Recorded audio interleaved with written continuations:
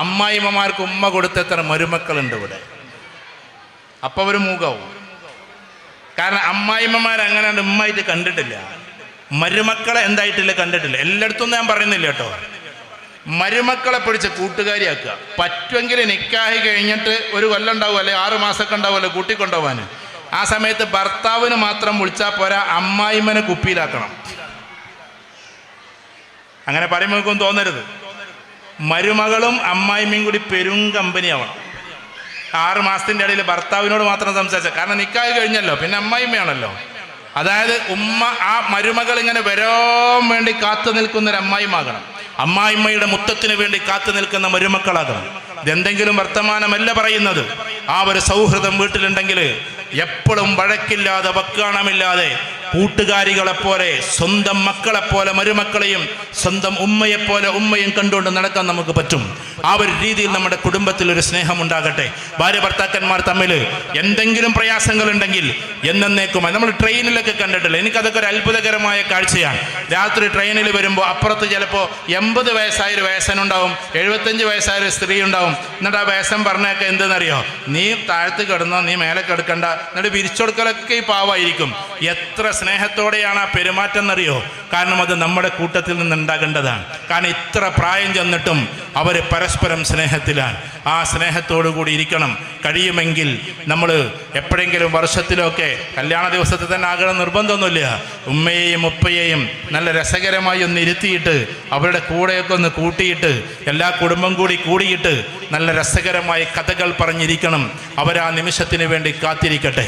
അങ്ങനെ സൗഹൃദത്തിൻ്റെ സ്നേഹത്തിൻ്റെ ഒരു ലോകമായി മാറുമ്പോൾ ഏകഛത്രാധിപതിയും സർവാധിപതിയും സമഗ്രാധിപതിയുമായ അള്ളാഹുവിലേക്ക് തിരിയുന്നൊരു സമൂഹമായി നമ്മുടെ മുഴുവൻ കുട്ടികളും മാറട്ടെ. പ്രവാചക തിരുമേനി സല്ലല്ലാഹു അലൈഹി വസല്ലമയുടെ ആ ജീവിതം മാത്രമാണ് എനിക്ക് മാതൃക എന്ന് നമ്മുടെ ഓരോ കുട്ടികളും വിളിച്ചു പറയട്ടെ.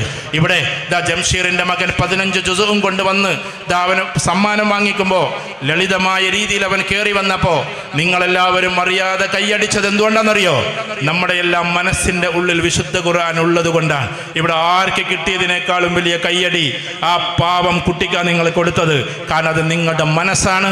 ആ മനസ്സങ്ങനെ തന്നെ കിടക്കുകയാണ്. അതുകൊണ്ട് നമ്മുടെ കുട്ടികളെ ഖുർആനിലേക്ക് മടക്കുക. നിങ്ങൾ അവർ ഡോക്ടേഴ്സ് ആകട്ടെ, അവർ എഞ്ചിനീയേഴ്സ് ആവട്ടെ, അവർ ലോകത്തിലെ ഏറ്റവും ടോപ്പ് റേഞ്ചിൽ നിൽക്കുന്ന കുട്ടികളാകട്ടെ. ഈ ലോകത്തിലെ കരിയറിലെ ഏറ്റവും ബെസ്റ്റ് സോഷ്യൽ റിഫോമർ എന്ന് പറയുന്ന ഭാഗമാണ്. സാമൂഹ്യപരമായ മാറ്റങ്ങൾ വരുത്തുന്ന ആളുകളാകലാണ് ഈ ലോകത്തിലെ ഏറ്റവും വലിയ പൊസിഷൻ.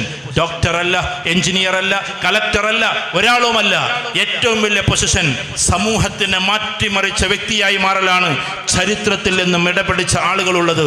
ആ ഒരു തലത്തിലേക്ക് ഈ തേവർ പറമ്പിൽ കുടുംബത്തിലെ കുട്ടികൾ മാറട്ടെ. അൻവറിനെ നമുക്കറിയാം, അദ്ദേഹം ആ പരിപാടി ചെയ്തുകൊണ്ടിരിക്കുന്നുണ്ട്. നിങ്ങളുടെ കുടുംബത്തിലെ മറ്റ് പലരും അത് ചെയ്തുകൊണ്ടിരിക്കുന്നുണ്ട്. ഇനിയും അംഗങ്ങൾ കൂടട്ടെ. സമൂഹത്തിൻ്റെ ഉന്നമനത്തിന് വേണ്ടി വാർത്തെടുത്ത കുട്ടികളായി നമ്മുടെ കുട്ടികൾ മാറട്ടെ.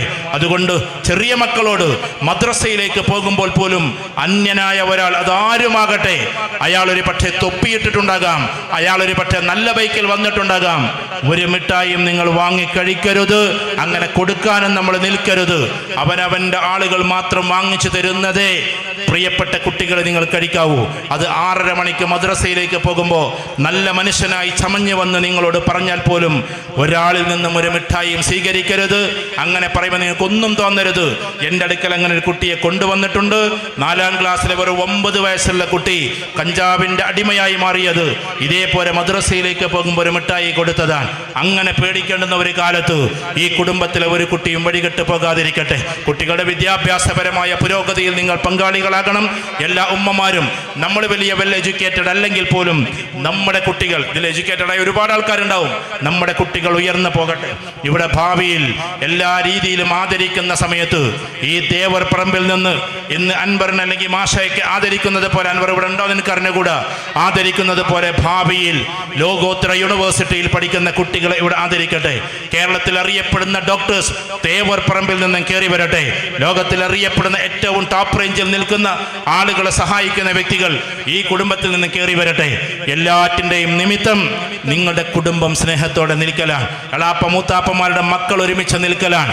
ഒരു വഴിക്ക് വേണ്ടി അരസെന്റ് പോലും കൊടുക്കാത്ത ഒരു മൂത്താപ്പയായി നമ്മൾ മാറരുത്. സ്വന്തം അനുജന്റെ വീട്ടിലേക്ക് ഒരു സെന്റ് ഭൂമി പോലും കൊടുക്കാൻ കഴിയാത്ത ഒരു എളാപ്പയായി നമ്മൾ മാറരുത്. സ്വന്തം പെങ്ങളുടെ കുട്ടികൾക്ക് ഒന്ന് ക്ഷമിച്ചു കൊടുക്കാൻ പറ്റാത്ത അമ്മാവനായി നമ്മൾ മാറരുത്. സ്വന്തം അമ്മാവനൊന്ന് ക്ഷമിച്ചു കൊടുക്കാൻ പറ്റാത്ത പ്രിയപ്പെട്ട ഉമ്മയുടെ മോനായി, പെങ്ങളുടെ മകനായി നമ്മളാരും മാറരുത്. സ്നേഹത്തോടെ തിരിച്ചു പോകാനും പരസ്പരം സ്നേഹം പുൽകാനും തേവർ പറമ്പിൽ എന്ന് പറയുന്ന ആഠ്യത്വമുള്ള കുടുംബം എന്നും അജയ്യമായി നിൽക്കട്ടെ. നമ്മൾ ശ്രദ്ധിക്കേണ്ടത് ഒന്നു മാത്രം, അഥവാ എല്ലാ കാര്യത്തിലും നമ്മൾ വാല്യൂസ് ഉള്ളവരാവുക എന്നതാണ്, നമ്മൾ മൂല്യമുള്ളവരാവുക എന്നതാണ്. ആ മൂല്യം നിസ്കാരപ്പായയിൽ മാത്രം പോരാ, ആളുകളോട് പെരുമാറുമ്പോൾ അതുണ്ടാകണം. അത് നിസ്കാരപ്പായയിൽ മാത്രം പോരാ, ജ്യേഷ്ഠാനുജ ബന്ധത്തിൽ അതുണ്ടാകണം.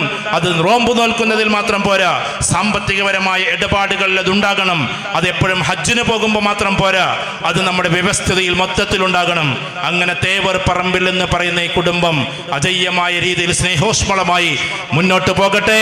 2-3 കാര്യങ്ങൾ ഒറ്റ വാക്കിൽ പറഞ്ഞുകൊണ്ട് ദീനിലേക്ക് മാത്രം മടങ്ങണേ. പ്രവാചക തിരുമേനി സല്ലല്ലാഹു അലൈഹി വസല്ലമയുടെ അജയ്യമായ രീതിയിലുള്ള ആ യശസ്സായ ആ ഒരു കിരണമായി നമ്മൾ മാറണേ, പിൻഗാമികളായി നമ്മൾ മാറണേ. നമ്മൾ അതല്ലേ എന്ന ചോദ്യത്തിന്റെ ഉത്തരം മൂന്നാമത്തത്, ലോകത്തിൽ സമാധാനമുണ്ടാക്കുന്ന ഒരു രംഗമായി നമ്മുടെ കുടുംബം മാറണേ എന്നാണ്. ഭാവിയിൽ ഒരു പക്ഷേ ഉറപ്പ് ഞാൻ പറയുന്നില്ല, പഴയ കാലത്ത് ഉടലെടുത്ത പോലെ എന്തെങ്കിലുമൊക്കെ വിഷയങ്ങൾ നമ്മുടെ കേരളത്തിൽ ഉടലെടുക്കുമ്പോൾ, ആളിക്കത്തുന്ന അഗ്നിയായി വർഗീയത കത്തുമ്പോൾ, രാഷ്ട്രീയക്കാർ അതിനെ കത്തുന്ന സമയത്ത് പഴയ കാലം പോലെ അതിനെയെല്ലാം അമർച്ച ചെയ്യുന്ന പേമാരിയായി, ആകാശത്ത് നിന്ന് വർഷിക്കുന്ന വലിയ കാരുണ്യത്തിന്റെ മഴയായി മാറാൻ ഓരോ ആളുകൾക്കും സാധിക്കട്ടെ. ഈ തേവർ പറമ്പിൽ കുടുംബത്തിലെ ഈ കുടുംബത്തിൽ നിന്ന് ഒരു വ്യക്തി പോലും വർഗീയതയിലേക്ക് പോകാതെ കാക്കണേ. ഒരു പ്രസ്ഥാനത്തിന്റെ പേരിലും ഒരു രാഷ്ട്രീയത്തിന്റെ പേരിലും ഒരാളോട് അപമതിക്കുന്ന രീതിയിലോ മോശമായി പെരുമാറുന്ന രീതിയിലോ കൊലവിളി നടത്തുന്ന രീതിയിലോ ഈ കുടുംബത്തിലെ ഒരു കുട്ടിയും കടന്നു പോകരുതേ. അഭിമാനത്തോടെ അന്തസ്സോടെ കാലാനുസൃതമായി കാലത്തോടൊപ്പം ആ കാലം അവസാനിക്കുന്നതോടുകൂടി നമ്മളും അവസാനിച്ചു പോകട്ടെ. അഥവാ ആ ശൃംഖല കാലം അവസാനിക്കുന്നത് പോലെ നമ്മുടെ ജീവിതം മുന്നോട്ട് പോകട്ടെ. കാലത്തിനോടൊപ്പം കാലം അവസാനിക്കുമ്പോൾ മാത്രം അവസാനിക്കുന്ന ഒരു കുടുംബമായി നമ്മൾ മാറട്ടെ എന്ന പ്രാർത്ഥനയോടെ